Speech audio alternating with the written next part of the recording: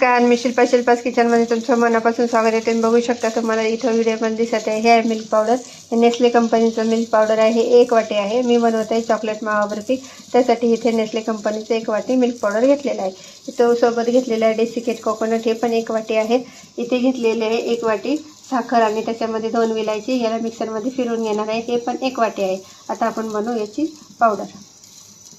तुम्ही बघू शकता आपण पावडर शुगर केलेली आहे। आता आपल्याला इथं डेसिकेट कोकोनट पण फिरवायचं आहे। बघू शकता मी कोकोनट पावडरचं पण चुरा केलेला आहे मिक्सरमध्ये।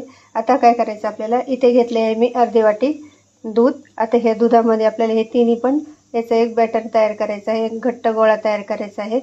ते आपल्याला याच्यात थोडं थोडं दूध टाकून करायचं आहे। एकदम नका टाकू, कारण की काय होतं कोकोनटला पाणी सुटतं, त्यामुळे ना तेल हे झालं की त्याच्यानंतर पातळ गोळा होतो।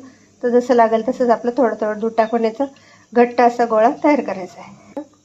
याला असं मिक्स करायचं आहे आणि आपल्याला हे छान असं मिक्स हाताच्या साहाय्याने करून याला याचं असं थोडं थोडं दूध टाकून याचं घट्ट गोळा तयार करायचा आहे।